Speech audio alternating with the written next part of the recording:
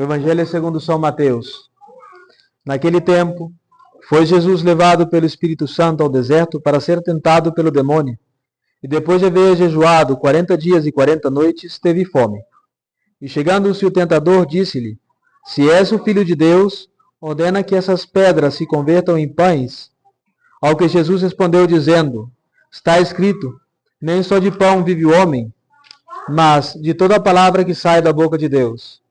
Então o demônio o levou à cidade santa, colocou-o sobre o pináculo do templo e disse-lhe: Se és o Filho de Deus, lança-te daqui abaixo, porque está escrito: Aos seus anjos ordenou cerca de ti, e nas mãos te tomarão, para que o teu pé jamais tropece com alguma pedra. E Jesus disse-lhe: Também está escrito: Não tentarás o Senhor teu Deus. De novo levou o demônio a um monte muito alto e mostrou-lhe todos os reinos do mundo com o seu esplendor, dizendo-lhe: Tudo isto te darei, se postrando me adorares. Então disse-lhe Jesus: Vai-te, Satanás, porque está escrito: Adorarás ao Senhor teu Deus, e a ele só servirá. Então deixou o demônio, e eis que os anjos se chegaram e o serviram. Podem sentar-se.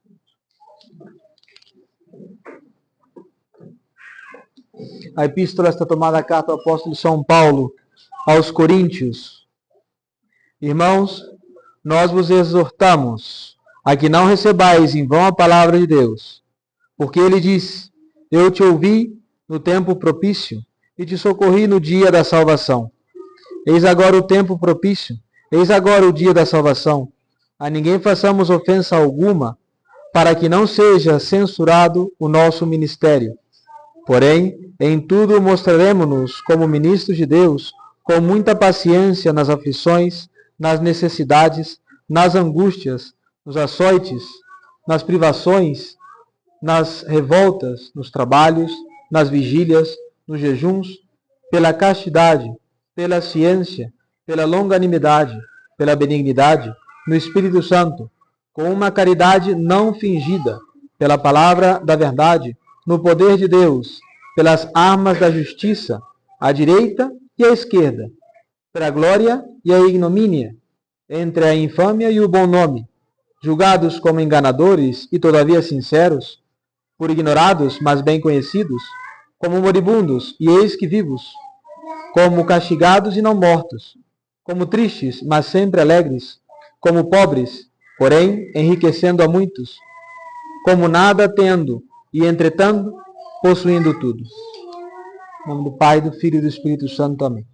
Ave Maria, cheia de graça, o Senhor é convosco. Bendita sois vós entre as mulheres e bendito é o fruto do vosso ventre, Jesus.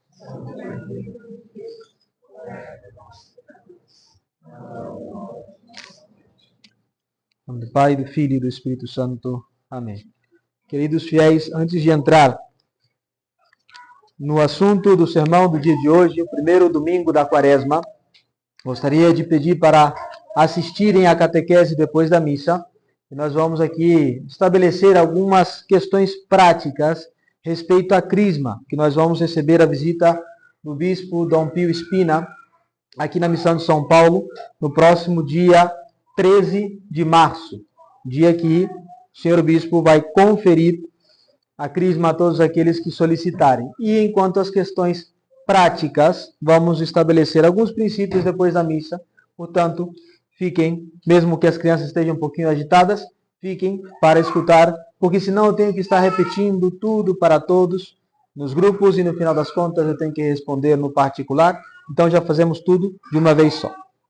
Bem, respeito ao domingo de hoje, a Santa Igreja nos coloca na frente dos nossos olhos o maior exemplo de como enfrentar as tentações.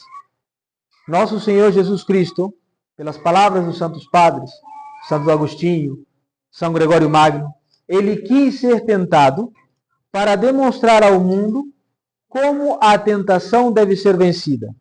Em primeiro lugar, tentação não é pecado. A tentação não é necessariamente um pecado.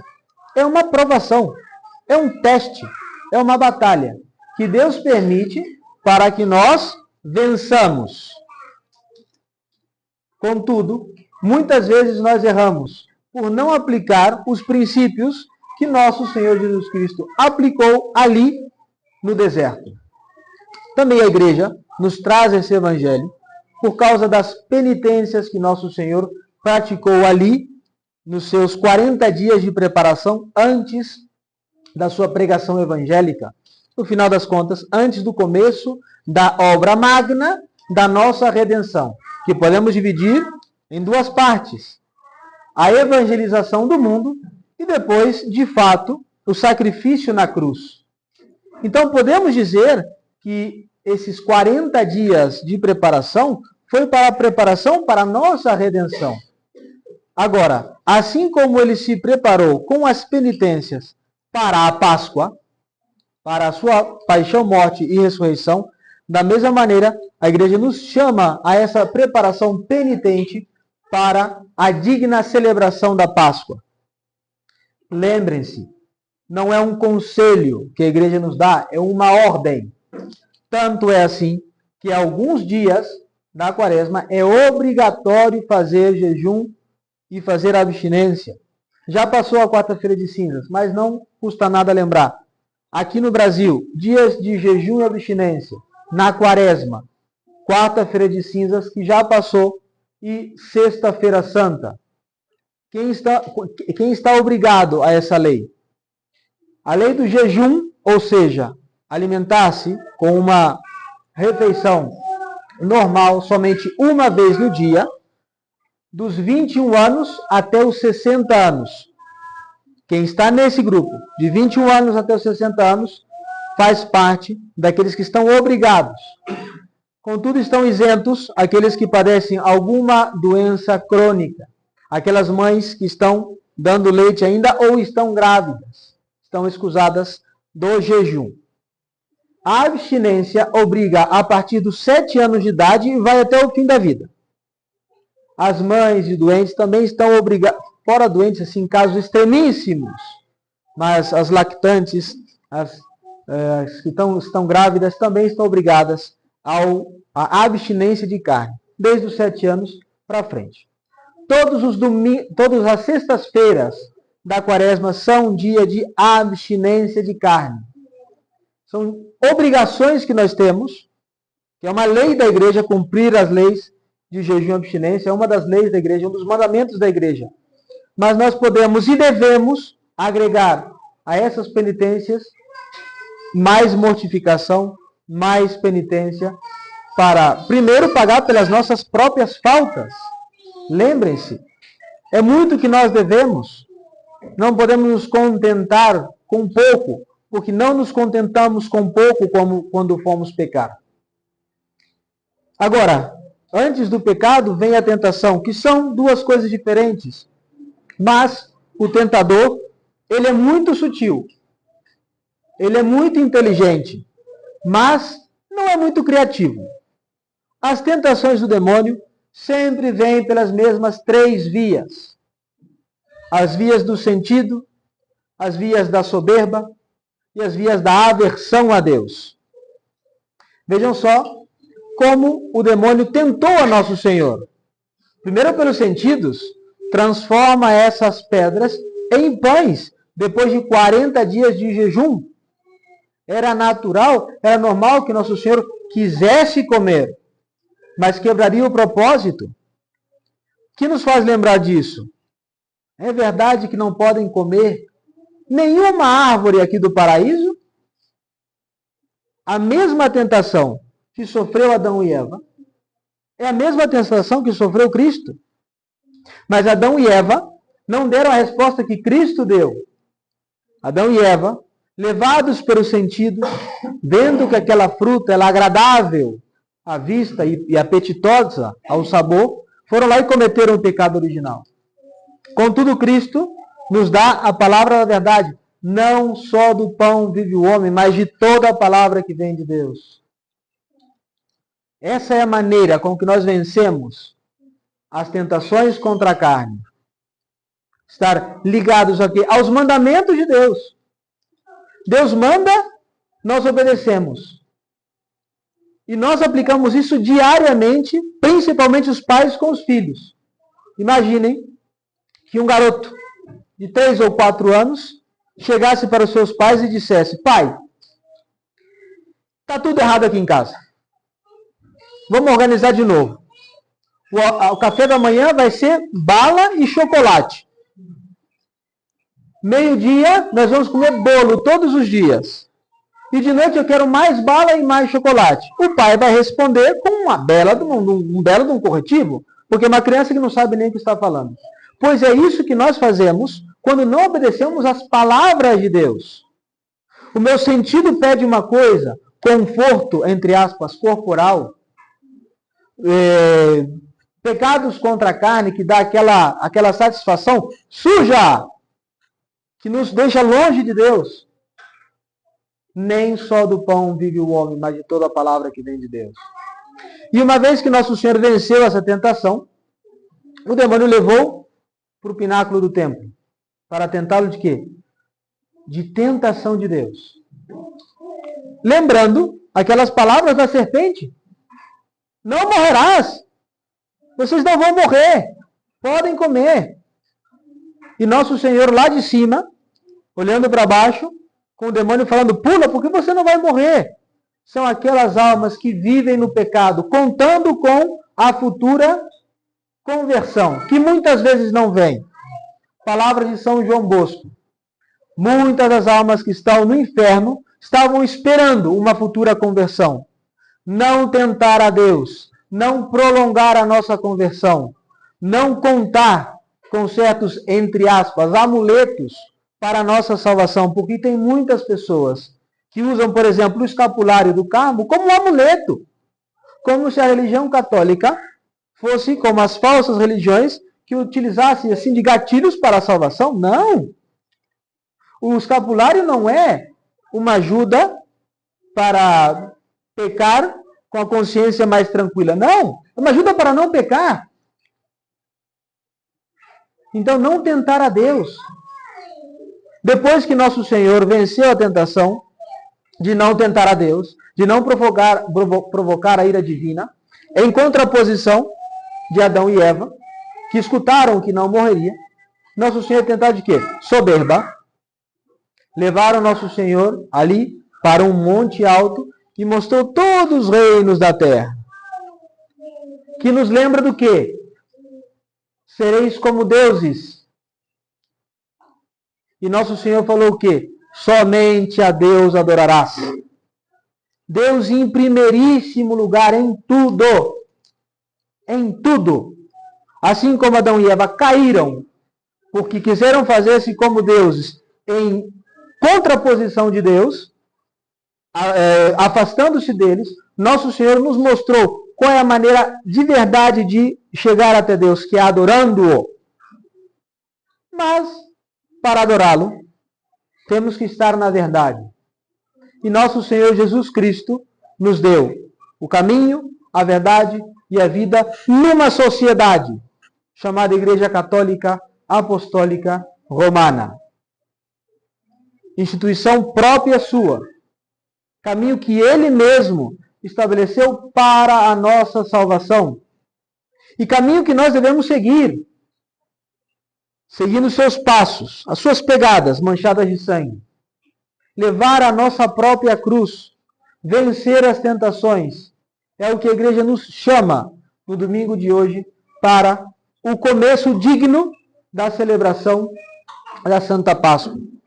Queridos fiéis, daqui a 3 domingos nós vamos ter o domingo de Letare, que é uma espécie de descanso das penitências no meio da quaresma.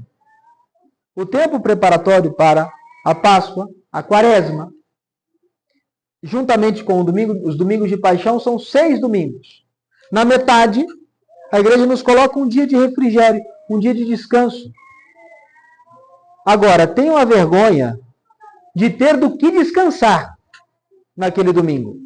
Porque se os senhores lerem na liturgia, domingo de letário, domingo que a igreja propõe um descanso das penitências, e eu não fiz nada, tem que dar muita vergonha na cara. Descansar do quê? Como quando os jovens reclamam que estão cansados. Cansados de que eles não fazem nada? Estudar a obrigação. É o mesmo princípio. Então, lembre-se, não há coroa de glória sem luta. Não há vitória sem batalha. E Cristo nos chama a essa vitória por meio do seu grande instrumento que ele passou a todos nós, que é a cruz.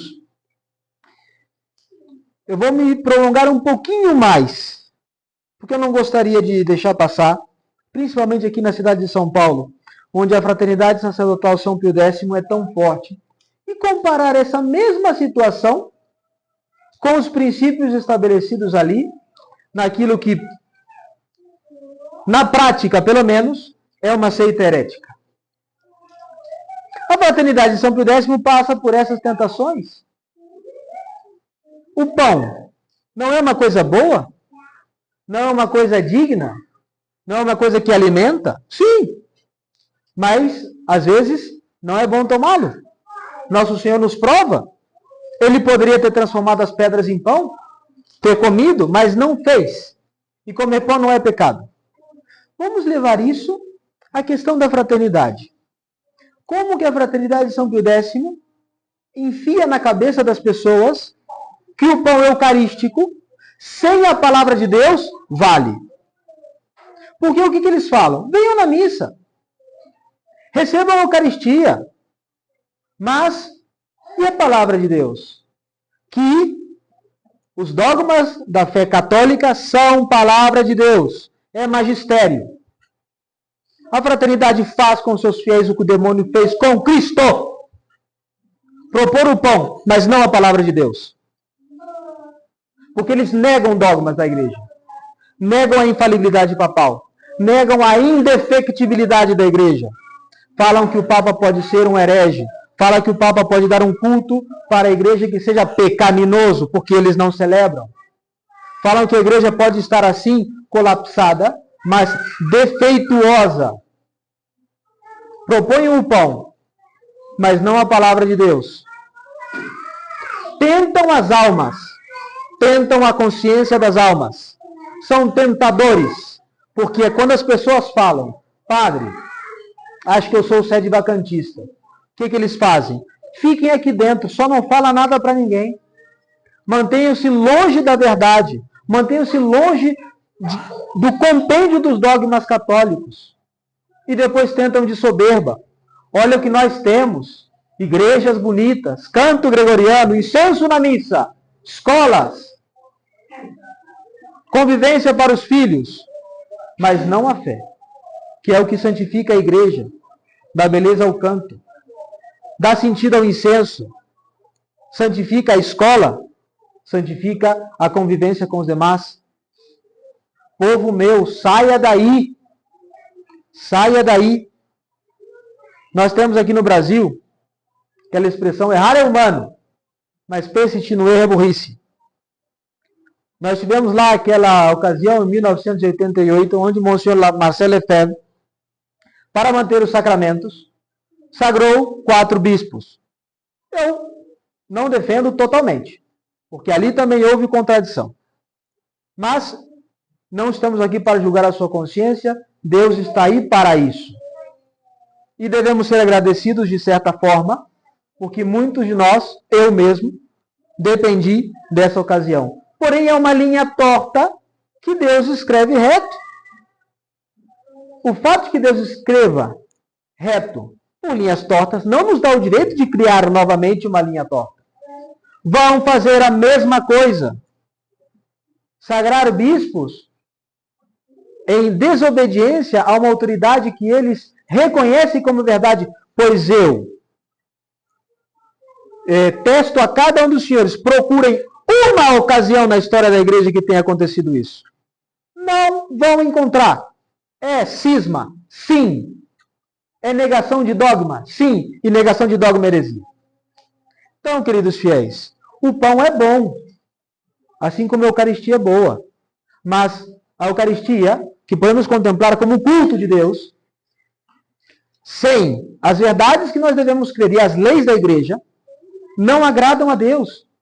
A verdadeira religião está fundamentada sobre 3 coisas. verdades que crer, leis que observar e um culto que render a Deus. E nosso Senhor seguiu essa ordem ao dar o Santo Evangelho. Primeiro ensinou as verdades, nos deu as suas leis e, por último, antes da sua paixão, nos deu o culto, nos deu a Santa Missa, mas antes veio a fé, antes veio a lei nova, a lei evangélica. O que tudo isso é pisoteado na Fraternidade de São Pio X, com aquela capa, com aquela casca de piedade, de incenso, de véu na missa e de Dominus Vobiscum. Isso não é a essência do catolicismo. Não é. A essência é precisamente isso. Ser fiéis a Deus. Ser fiéis à palavra de Deus, que é o que verdadeiramente alimenta. Não tentar a Deus e não deixar de adorá-lo de maneira com que ele quer ser adorado. Que a Santíssima Virgem Maria nos dê a fortaleza de enfrentar essa situação desde fora. Em que sentido? Não contaminarmos com essas vãs doutrinas. E aqueles que estão dentro, abram os olhos. Abram os olhos. Ali não há verdadeiro catolicismo. Não se agrada a Deus sem a fé. Não se agrada a Deus sem as suas leis. Não se pode oferecer o pão sem a palavra de Deus. Ave Maria Puríssima. Em nome do Pai, do Filho e do Espírito Santo.